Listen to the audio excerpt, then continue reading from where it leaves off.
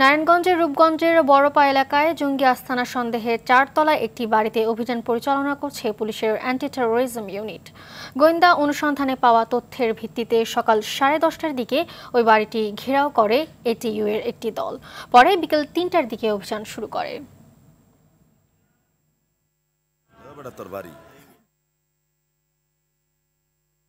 দর্শক, অভিযানের বিষয়ে জানাতে রূপগঞ্জের বড়পা এলাকা থেকে সরাসরি যুক্ত হচ্ছেন সহকর্মী SM রুবেল মাহমুদ।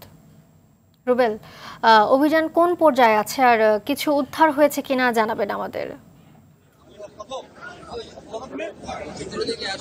জি মালিহা, যেমনটি জানাচ্ছিলাম আমরা কিন্তু সকাল থেকেই এই যেখানে আরিয়াবো রূপগঞ্জের যে আরিয়াবো জায়গাটি রয়েছে, যেখানে পুলিশের অ্যান্টি টেরোরিজমের একটি টিম সারা দিনব্যাপী কিন্তু এখানে অভিযান করেছে।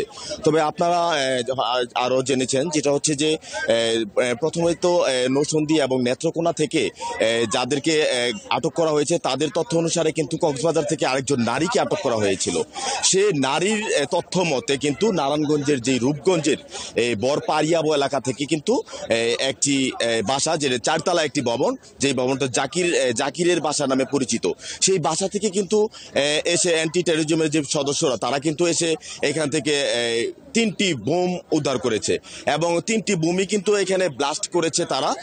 সর্বশেষ কিন্তু এই যে কিছুক্ষণ আগেই কয়েক মিনিট আগেই কিন্তু একটি বোম, সবচেয়ে বড় যে বোমটি সেটি কিন্তু ব্লাস্ট করেছে।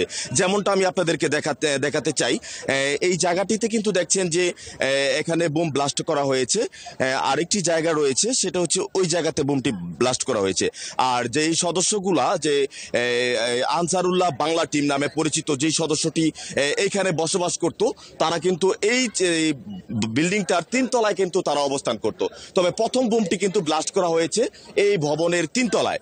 তবে আমরা একটু কথা বলতে চাই, আমরা সরাসরি কিন্তু যারা এখানকার অ্যান্টি টেরোরিজমের যিনি পুলিশ সুপার রয়েছেন, আমরা সরাসরি একটু ওনার সাথে কথা বলবো, উনি আমাদেরকে একটু জানাবেন।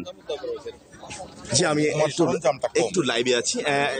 আমরা এখন দাঁড়িয়ে আছি যিনি অ্যান্টি টেরোরিজম পুলিশ সুপার সাহেব, তিনি কিন্তু সকাল থেকে এখানে অভিযানটা পরিচালনা করেছেন।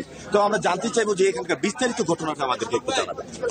বিস্তারিত ঘটনা, আমরা এটা একটা কন্টিনিউটি অপারেশন, কন্টিনিউশন আছে। এটা নেত্রকোনা থেকে গত মাসের 9 তারিখে একটি ঘটনা ছিল আর কি, সেটা থেকে।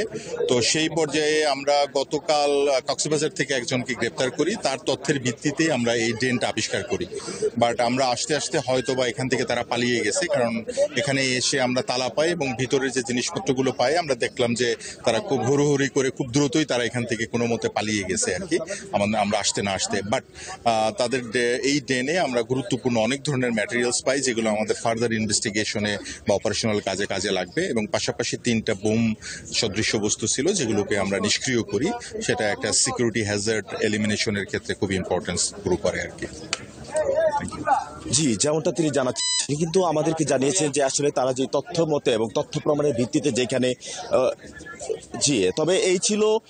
তবে আরেকটি বিষয় হচ্ছে, তারা যে বোম ব্লাস্ট করেছে এখানে, আমাদের সবাই এখানে কিন্তু অত্র এলাকার অনেক জনগণ আতঙ্ক হয়েছে এবং আতঙ্কিত রয়েছে।